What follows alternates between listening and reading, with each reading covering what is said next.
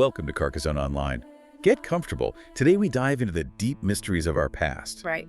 Imagine a society in the Middle Ages where eating a piece of cheese was considered a worse sin than starving yourself to death. Wow. Yeah. A society where the holiest, most revered thing you could possibly do was absolutely refuse to have children. hmm And where the physical world around you, the trees, the rivers, your own flesh and blood, Yeah. it wasn't just considered flawed. It was believed to be literally designed and constructed by Satan. Exactly. It's a conceptual framework that just completely shatters our modern assumptions about medieval faith. It really does. You can almost feel the ghosts of this worldview lingering in the ruins of those stone fortresses, high up in the rugged, misty peaks of the Pyrenees in southern France. Yeah, standing in those jagged ruins today. Yeah. In the biting wind, you're standing on the ashes of a profound and, frankly, utterly tragic enigma.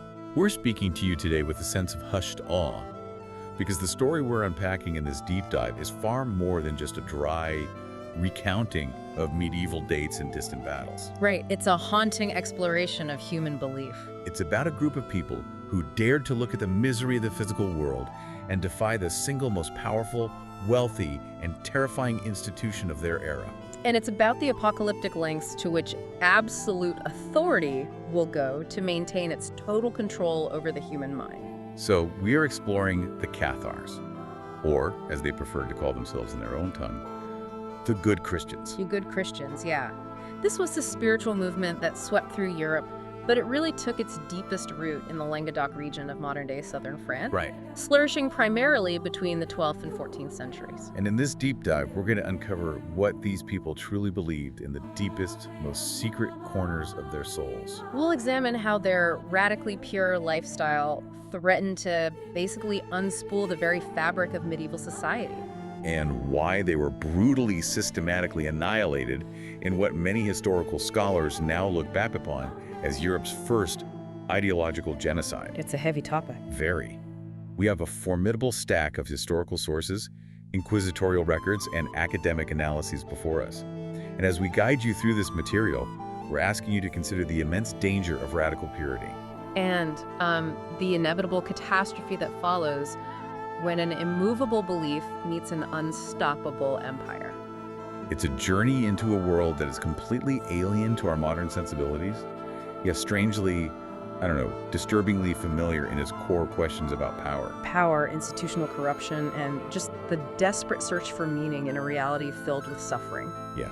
So let's leave the cold ruins of the present for a moment and journey directly into the minds of this group. We have to. Because to understand their eventual horrific fate, we first have to understand their foundational, reality-altering worldview. Right, we have to look at the bedrock of their philosophy. Which begins with a concept that fundamentally shatters the traditional Christian understanding of the universe. Absolute dualism. Absolute dualism. Let's unpack that. Yeah, that dualism is the absolute core of Catharism. Because when we examine mainstream Orthodox Christianity then and now, really, there's one omnipotent God who created everything. Right. The heavens, the earth, the light, the dark, everything. Exactly. The animals, humanity. But the Cathars looked at the world and saw a very different, violently fractured reality. They believed in two equal opposing gods locked in an eternal cosmic struggle. Yes. Okay, let's unpack this carefully because the implications are staggering when you follow them to their logical end. They believed there was a good God, a deity of pure light, love, and the immaterial spirit. Right. But, and this is the massive heretical divergence, they believed there was also an evil God. A malevolent deity they often refer to as Rex Mundi. The king of the world. The king of the world, exactly. And they identified this evil god directly with Satan or even the God of the Old Testament.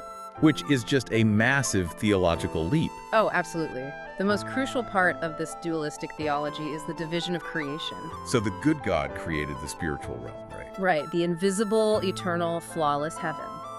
But the evil god, Rex Mundi, created all physical matter. The earth, the weather, the stones, the animals. And most horrifyingly to the Cathars, the human body itself. Wow. So this means the material world wasn't just fallen from grace, or, flawed due to an original sin. No, not at all. It was inherently, irredeemably evil by its very design. It was a literal prison. A literal prison. And to understand how these ideas reached 12th century France, we have to trace the historical mechanisms, because this wasn't just invented overnight in a French village. Right, where did it come from? This dualistic framework draws heavily on ancient Gnostic traditions from the first few centuries after Christ, and specifically on Manichaeism. Okay, let's clarify Manichaeism for the listener, because it provides the exact visual we need to understand the Cathar mind here. Yeah, so Manichaeism was founded by the prophet Mani in the Persian Empire during the 3rd century. Okay. And Mani taught a literal physical cosmology where particles of divine light had become trapped in the heavy, dark, evil matter of the physical universe. It's very literal. Very. And through centuries of trade, migration, and the movement of armies, these esoteric ideas traveled. Scholars believe these specific dualistic concepts were preserved and transmitted into Western Europe via the Bogomils. The Bogomils, right? Yeah, a dissident religious sect operating in the Balkans and the Byzantine Empire around the 10th century. So returning merchants and crusaders likely carried these Bogo texts and philosophies along the trade routes from Bulgaria straight into the wealthy cosmopolitan region of the Languedoc. Exactly. It arrived and it mutated into the Cathar cosmology. According to that cosmology, human souls were not created here on Earth. No, the Cathars believed that human souls were literal angels. Divine, sexless sparks of pure light that originally belonged to the good God in heaven.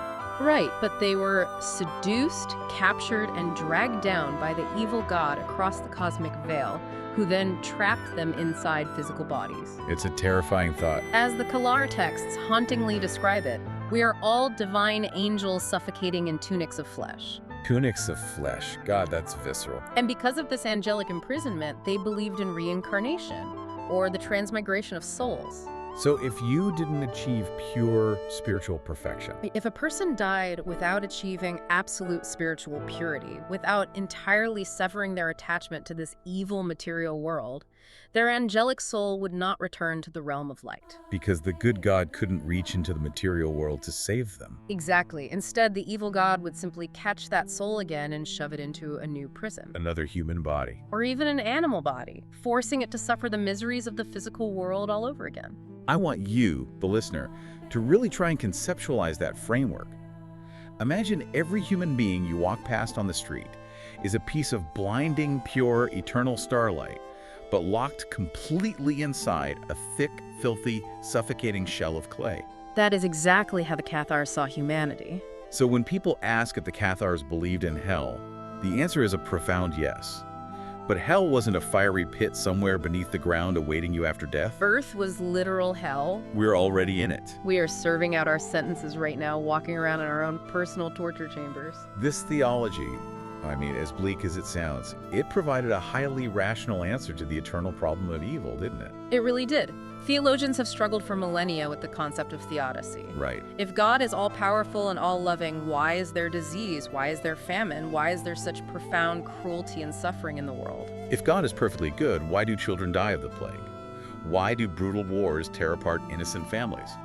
And the Orthodox Catholic Church had to rely on incredibly complex, often frustrating arguments about original sin, human free will, and the mysterious, unknowable plan of God.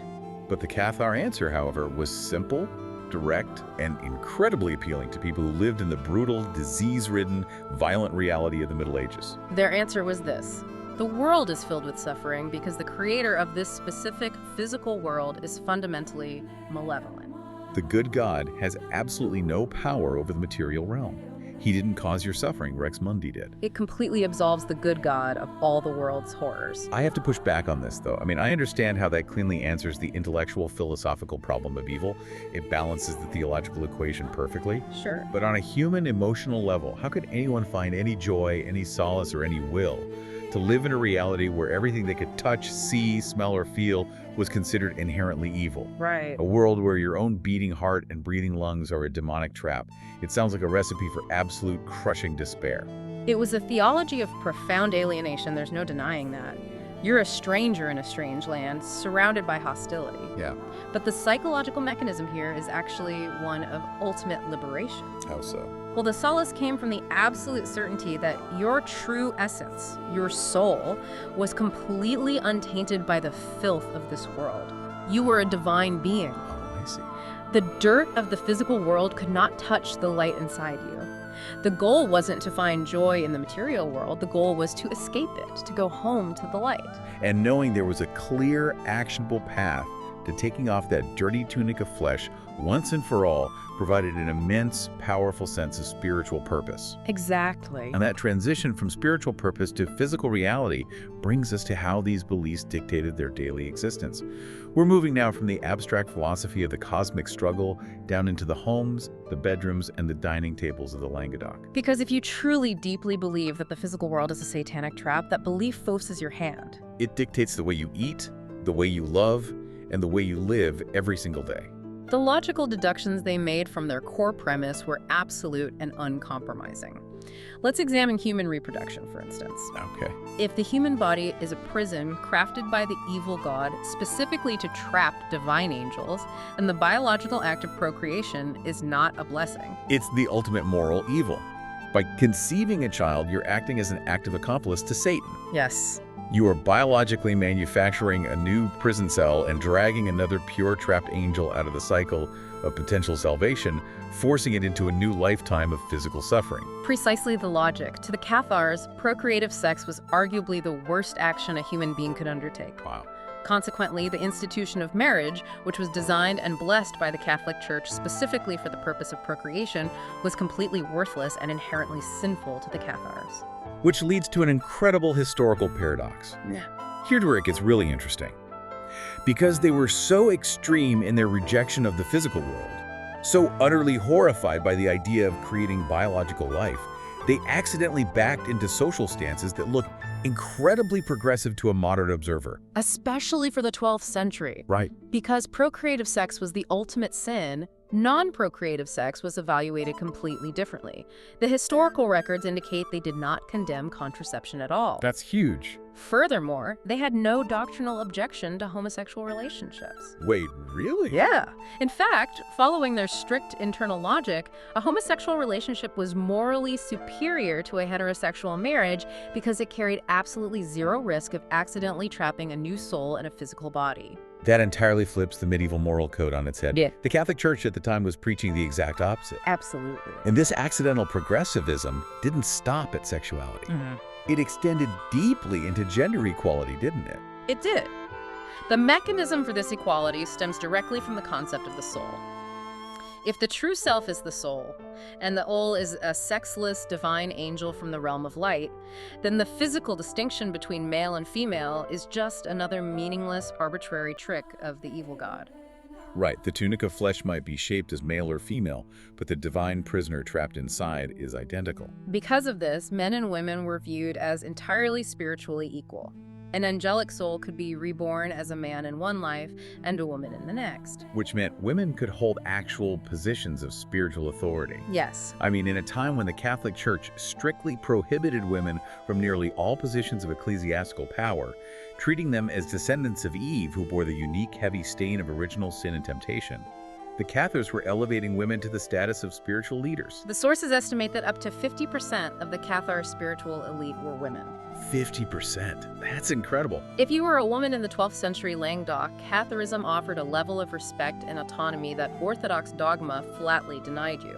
And when we connect this to the socio-political structure of medieval Europe, the threat becomes obvious. The Catholic Church relied heavily on strict gender hierarchies, male clerical authority, and the concept of original sin inherited through the biological act of reproduction to maintain social control. And the Cathar theology bypassed all of those control mechanisms entirely. It really did. And then there's the diet. We have to analyze the diet, because it's another perfect example of their rigorous logic. Oh, the diet is fascinating. Because they believed angelic souls reincarnated into the bodies of animals as well as humans, they were strict vegetarians. Actually, by modern definitions, they were essentially vegans. Right, they refused to eat meat of any kind because they abhorred the killing of any animal. They interpreted the biblical commandment, thou shalt not kill, with absolute literal strictness. To kill a cow, a sheep, or a bird might mean murdering a reincarnated human soul trying to work its way through the cycle of existences. But they also refused to consume cheese, eggs, and milk. Because those are all byproducts of sexual reproduction. Right. Any substance that was sexually begotten was considered impure. It was tainted by the biological mechanism the evil god used to maintain his earthly prison system. Exactly. But hold on, I have to call foul on their logic here. I read the source material regarding their diet, and there is a glaring loophole. The fish. The fish. Yeah. They eat fish.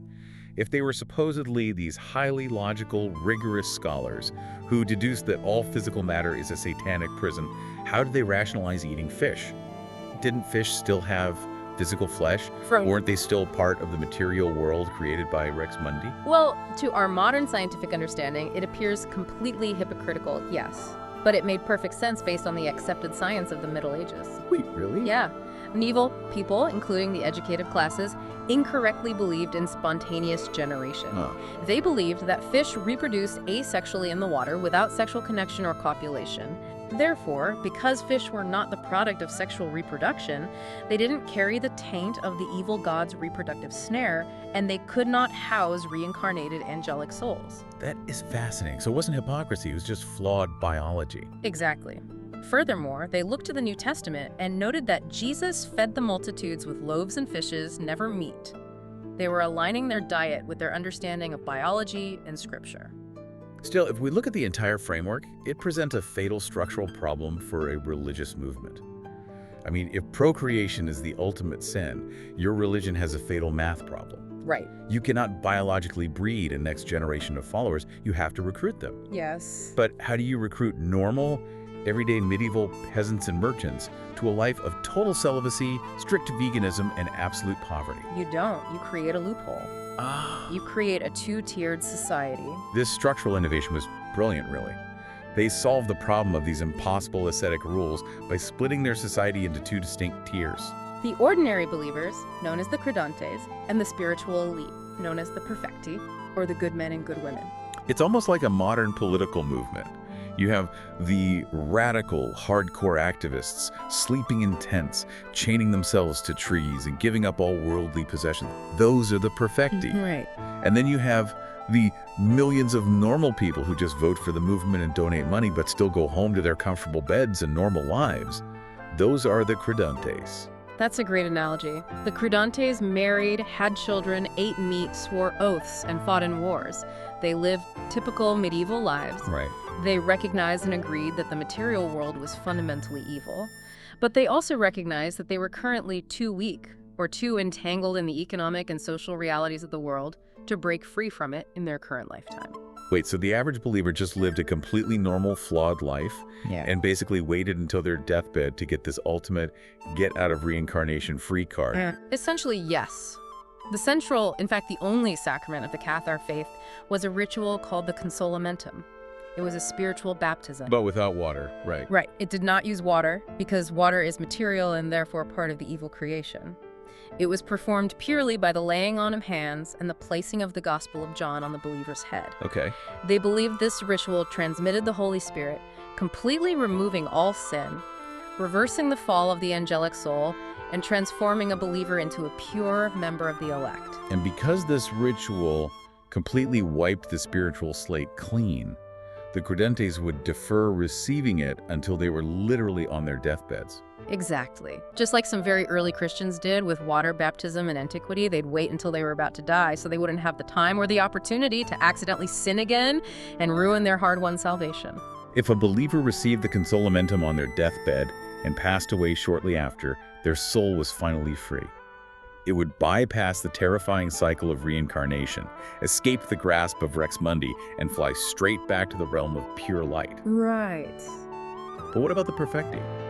The individuals who took the consolamentum while they were healthy, while they still had decades left to live and breathe in the material world? For those individuals, life changed instantly and irrevocably into a state of agonizingly strict asceticism. Wow. Once consoled, a perfect had to wear plain, dark robes to signify their separation from the world. They could not eat meat or any animal products ever again. Ever? Never. They could never physically touch a member of the opposite sex. Even accidentally brushing hands in a crowded market was considered a defilement requiring intense fasting to purify. That's intense. They were absolutely forbidden from swearing oaths of any kind. They could never tell a lie, and they could never, under any circumstances, kill any living creature, even in direct self-defense. The historical sources describe them traveling in pairs, always on foot, living in absolute grinding poverty. Unlike the Catholic bishops of the era, they didn't collect mandatory tithes or hoard immense wealth in towering cathedrals. No, not at all. They worked manual trades to support themselves, most famously working as weavers in the towns of the Languedoc. And this two-tiered social structure allowed ordinary people to support and believe in the spiritual movement without having to endure the agonizing strictness themselves.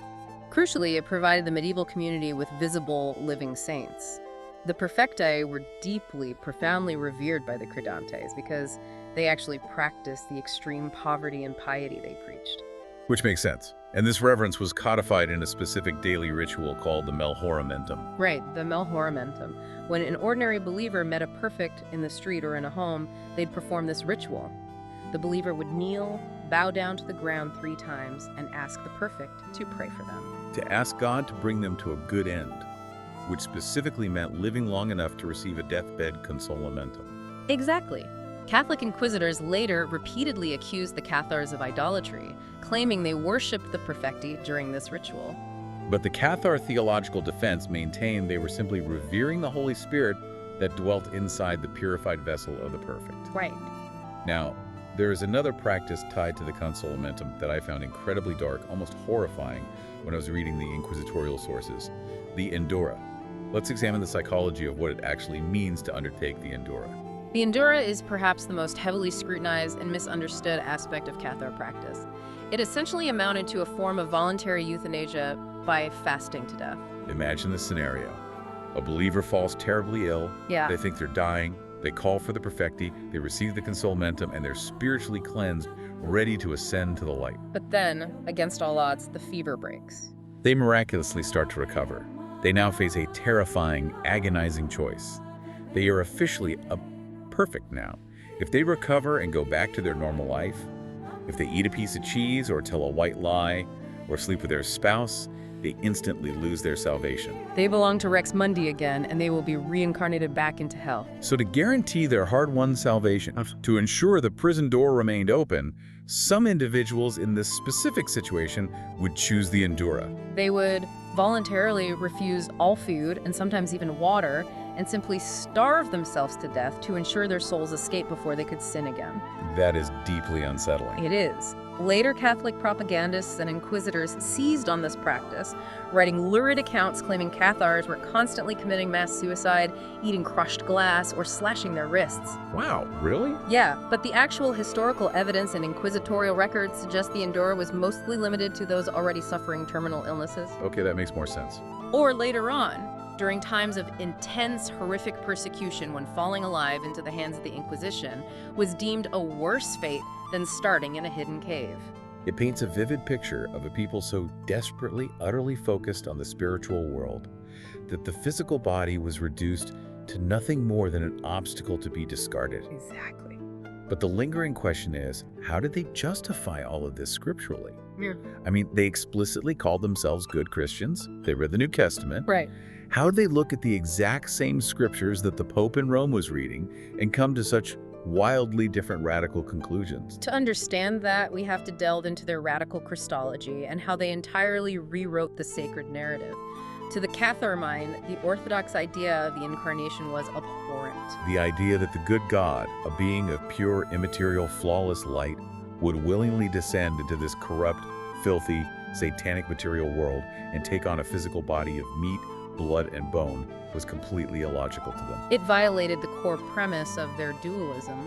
If matter is evil, God cannot become matter. So what do they do with Jesus? He is the central, unavoidable figure of the New Testament. They adopted an ancient theological stance known as Docetism.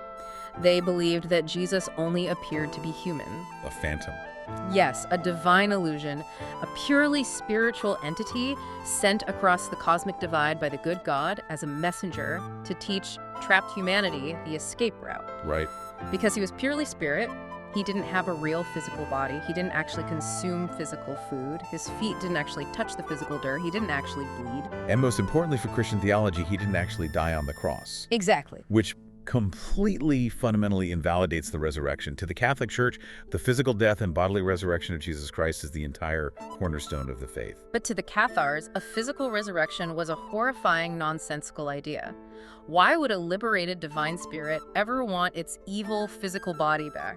And because they believed Jesus did not possess a physical body and did not suffer physical death on the cross, they fiercely, vehemently rejected the cross as a religious symbol.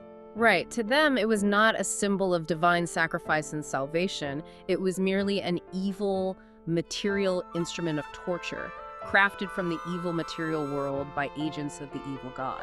They found the Catholic veneration of the wooden cross deeply repulsive, akin to worshiping the weapon used to assault a loved one. They also rejected the Catholic Eucharist for the exact same reasons. The bread and wine could not literally become the body and blood of Christ because bread and wine are physical matter grown from the dirt of the earth and therefore inherently part of Rex Mundi's corrupt creation. And their view of the Old Testament was even more radical. They threw almost the entirety of the Old Testament out. To the Cathars, the God depicted in the Old Testament, a deity who demands blood sacrifices on altars, who drowns the entire world in a catastrophic flood, who orders armies to slaughter their enemies and take their lands. That entity was clearly not the good God of the New Testament, who preached unconditional love, spiritual purity, and turning the other cheek. Right. Applying their dualistic logic, they deduced that the author of the Old Testament was the evil God, Satan himself, masquerading as the divine to keep humanity trapped in fear and physical obedience. Let's examine one specific linguistic detail from their text that illuminates their entire worldview: the Lord's Prayer. This is fascinating. It's the only prayer the Cathars regularly used, because it's the only one directly prescribed by Jesus in the New Testament. But they translated it into the vernacular language of Occitan, instead of keeping it in the ecclesiastical Latin demanded by the Catholic Church. And they focused their theology on the translation of one specific, highly debated Greek word. Yes. In the original Greek text of the Gospel of Matthew, the specific word used when asking God for bread is epiarchon. The Catholic Church, through St. Jerome's Vulgate, translated this into Latin as quotidianum, which gives us the familiar phrase, "Give us this day our daily bread."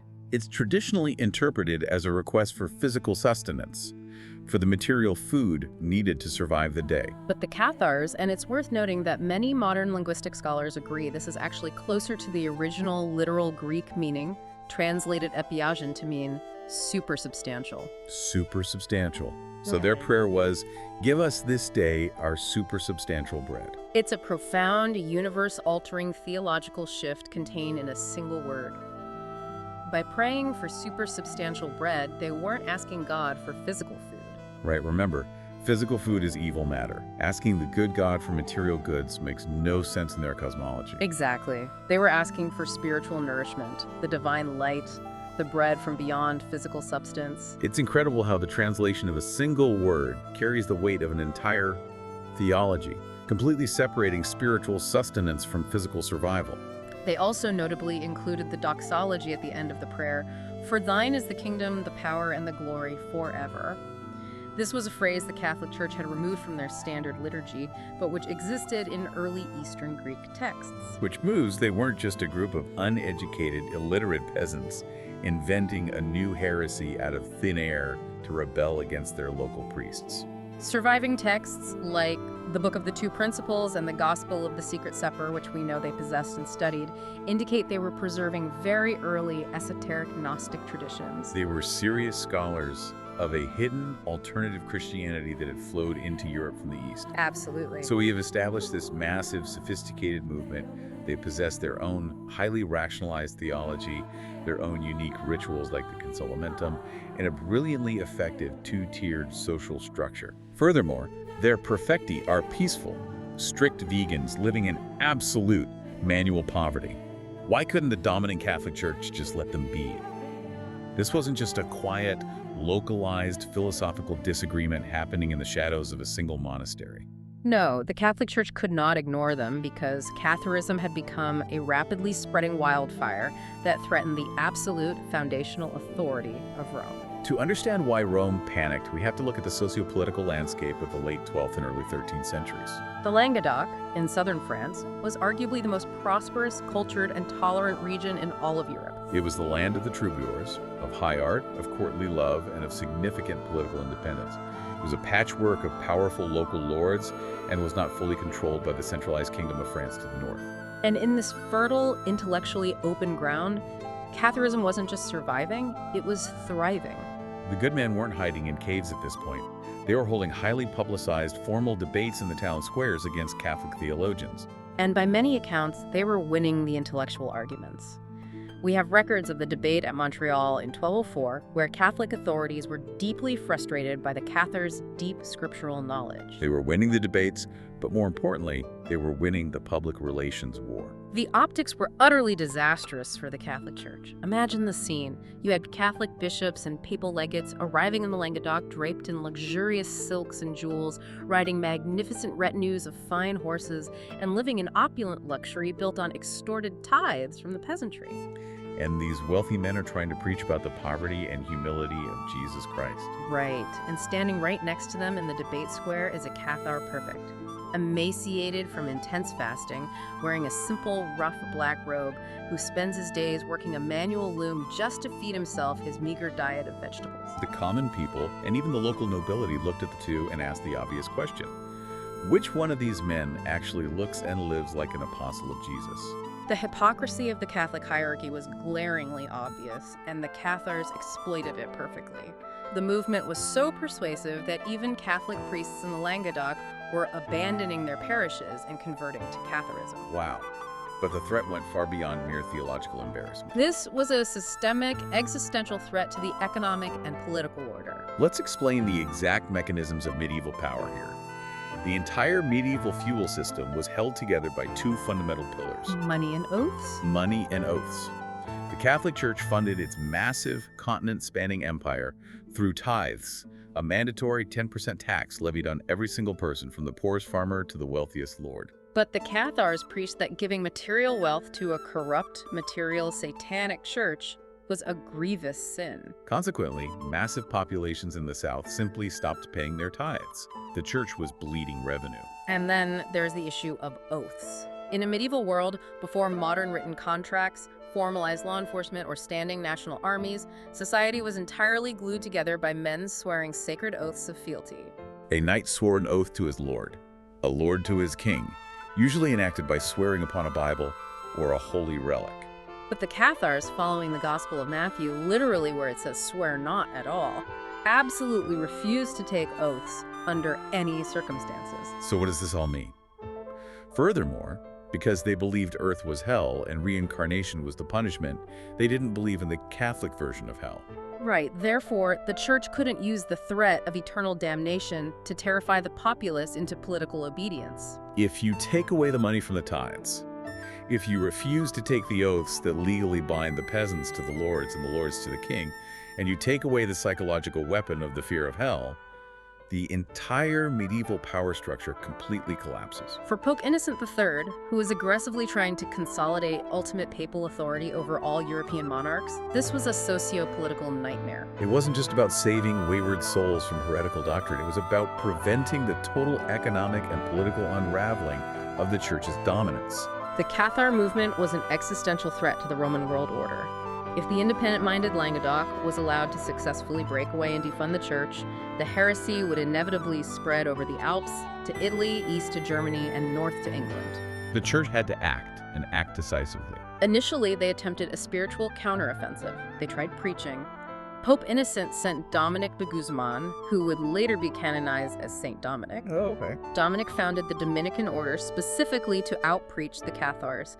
He recognized the optical problem, so he commanded his monks to ditch the jewels, walk barefoot, embrace poverty, and try to match the Cathars' rigorous asceticism. But it was too little, too late. It barely made a dent. The people and the nobles of the Languedoc fiercely protected their good men. The tipping point, the spark that ignited the inferno, came in January 1208. Pope Innocent III had sent a formidable papal legate, Pierre de Castelnau, to the Languedoc to directly confront Count Raymond VI of Toulouse, the most powerful noble in the south, who was deeply sympathetic to and protective of the Cathars. Cassonneau and Count Raymond had a furious argument, resulting in Cassonneau's excommunicating the Count. And the next morning, as Castelnau was preparing to cross the Rhone River to return to Rome and report the failure, he was assassinated, run through with a lance by a man widely believed to be one of the Count's knights. And with that single drop of blood, the gates of hell opened on the Languedoc. When theological debate, optical adjustments, and peaceful preaching missions completely failed, the response from the religious establishment was apocalyptic, unrestrained military violence. Pope Innocent III declared the Albigensian Crusade. This is a monumental moment in European history. It really is. It was the first time a pope had ever called a holy crusade, with all its associated spiritual privileges, not against Muslims in the distant Holy Land, but against fellow Christians inside the borders of Western Europe. Innocent III offered a brilliantly dark, irresistible incentive to mobilize an army. He promised the militant, land-hungry nobles of northern France that if they rode south and fought the heretics for a mere 40 days, they would receive the exact same plenary indulgence, the complete remission of all sins, as if they had undertaken the massive, years-long armed pilgrimage to Jerusalem. But even more importantly, for the greedy northern barons, Innocent decreed that any lands owned by heretics or by Catholic lords who simply protected heretics could be legally seized and kept by the Crusaders. It was a holy war fundamentally fueled by a massive, legalized land grab. The grim, heavily armored barons of northern France, eventually led by the utterly brutal and zealous military commander Simon de Montfort, descended upon the wealthy, cultured, independent South like a plague of locusts. The geopolitical clash between the militaristic North and the refined South was devastating. This brings us to the horrific events of July 1209. The city of Béziers, the massive Crusader army, tens of thousands strong, arrives at the gates of this prosperous southern city. They demanded the city leadership hand over the roughly 200 known Cathar perfecti living inside the walls. The Catholic citizens of Béziers, bound by deep ties of civic loyalty and southern independence, absolutely refused to betray their neighbors to this northern invading force. So the Crusaders launched an assault and quickly breached the walls. What followed is documented as one of the most chilling, unrestrained episodes of mass violence in medieval history. As the heavily armed soldiers poured into the panicked city streets, they realized they had a practical problem. How to tell the heretics from the Catholics? Right. They turned to the papal representative, a Cistercian abbot named Arnaud Amalric, who was leading the crusade at the time, and asked him how they were supposed to distinguish the loyal Catholic citizens from the Cathar heretics amidst the chaos of the slaughter. And Arnaud Amalric allegedly replied with words that still echo through history with terrifying bureaucratic coldness. Cadidi theos novid enim dominus qui sunt eos, which translates to, kill them all, the Lord will recognize his own. They massacred everyone. They did not distinguish between Cathar or Catholic, men, women, children, and even Catholic priests. When terrified citizens fled into the Church of St. Mary Magdalene seeking the absolute protection of sanctuary, the Crusaders broke down the heavy wooden doors and slaughtered everyone huddled inside. Historians estimate that up to 20,000 people were annihilated in a single day. The city was burned to the ground. Amalric proudly wrote a letter back to Pope Innocent III, explicitly boasting that neither age, nor sex, nor status had been spared. It is incredibly difficult for the modern mind to fully comprehend that scale of localized violence happening under the banner of the cross. This military crusade dragged on for 2 agonizing decades. It was characterized by brutal sieges of massive stone castles, the burning of crops, mass executions, and the utter systematic devastation of Languedoc's economy and culture. Eventually, the northern lords seized the wealthy southern fiefdoms, and the King of France used the chaos to permanently annex the territory into the French crown. But despite the horrific death toll and the geopolitical victory, the military crusade fundamentally failed to kill the idea. You cannot destroy theology with a trebuchet. The Cathar perfecti simply shed their dark robes, went underground, and hid in the deep forests and the remote, inaccessible mountain fortresses of the Pyrenees. The Catholic Church realized that an army of heavily armored knights was far too blunt an instrument to surgically cut out a heresy of the mind. They needed a scalpel. In 1233, Pope Gregory the Next formally unleashed that scalpel. He established the Papal Inquisition. Right. Let's examine exactly how the Inquisition functioned, because it is terrifying in its modernity. The Inquisition was run largely by the Dominican monks, the same order founded to outpreach the Cathars. It was not a chaotic mob, it was a systematic, terrifying, highly organized, bureaucratic machine. They utilized unprecedented methods of data collection and psychological pressure. Inquisitors like Bernard Guy literally wrote instructional manuals which contained detailed flowcharts on how to break a Cathar's psychological defenses during interrogation, how to spot their linguistic evasions, and how to cross-reference testimonies. They would arrive in a southern town and offer a brief period of grace, promising leniency for anyone who voluntarily came forward to confess their own heresy and, crucially, name others. Then the interrogations would begin. They meticulously recorded every name, every rumor, creating vast indexed archives. They could look up a confession from 20 years prior and use it to condemn a grandson. They systematically turned neighbors into spies and children against their parents. If you confessed, repented, and provided names, you might be spared the fire. But your punishment was designed to socially isolate you. Repentant heretics were forced to wear 2 large yellow crosses sewn prominently onto their outer clothing, one on the chest, one on the back, for the rest of their lives. You were visibly marked as a former heretic, legally barred from certain trades, and shunned by Orthodox society. The historical parallels here are impossible to ignore. Forcing a marginalized, persecuted minority group to wear yellow identifying marks on their clothing to isolate them in public. It's a dark, chilling, direct foreshadowing of the totalitarian regimes and the horrific persecutions of the 20th century. The Inquisition forged the blueprint for the modern police state. The culmination of this tragedy, the symbolic and emotional end of the Cathar dream, happened at a place we mentioned at the very beginning of this deep dive. Montsegur. Montsegur was a massive stone fortress built high on a terrifyingly steep, jagged, rocky crag, known locally as a bog deep in the Pyrenees Mountains. By the 1240s, as the Inquisition tightened its noose across the lowlands, Montsegur had become the last great sanctuary, the de facto headquarters of the underground Cathar Church. Several hundred perfecti and their armed protectors lived up there, suspended precariously between the earth and the sky. In the spring of 1243, a royal French army of several thousand men arrived and laid siege to the mountain. The geography of the Pog made a direct assault suicidal, so they had to starve them out. For 10 agonizing months, the Cathars held out. They endured the blistering heat of summer and the freezing, howling winds of the Pyrenean winter. But the royal army eventually managed to haul catapults up the adjacent ridges, bombarding the fortress day and night. Finally, in March 1244, with supplies entirely exhausted and the outer defenses breached, the garrison realized they were beaten. They negotiated a surrender. The terms of the surrender offered by the French commanders were stark, but typical for the era. The soldiers and the ordinary believers, the credentes, could walk away free, provided they submitted to the church. The Cathar perfecti, however, were given a grim choice: publicly renounce their dualist faith and confess to the Catholic Inquisition, or be burned alive at the stake. They were granted a 2-week truce to consider their decision. And during those 2 weeks of waiting, something incredible, something that completely defies cynical explanations of human behavior, happened inside the walls of Montsegur. Not a single Cathar perfect chose to recant their faith to save their physical life. In fact, on the final night before the surrender, several of the armed soldiers and ordinary believers, people who had the legal right to walk down the mountain and live, voluntarily approached the perfecti and asked to receive the consolamentum.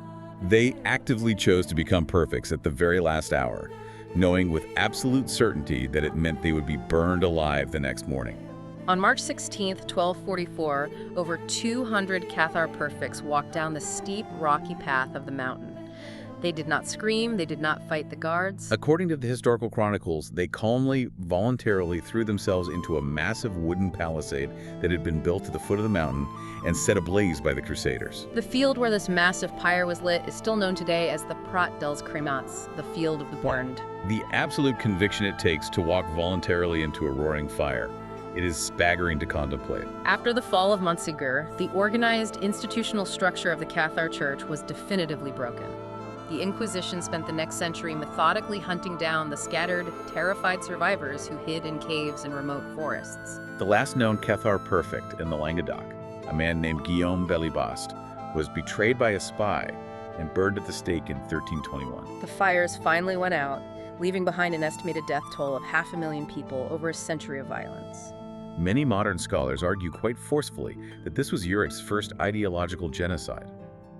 The Catholic Church and the French crown did not just conquer a territory for political gain, they systematically, intentionally sought to eradicate an entire culture, a language, and a specific way of thinking. They forged the dark tools of modern persecution, the secret tribunals, the systematic interrogations, the cross-reference archives, the police state mechanisms, all to wipe the good Christians completely from the face of history. Which brings us to examine the echoes in the Pyrenees today.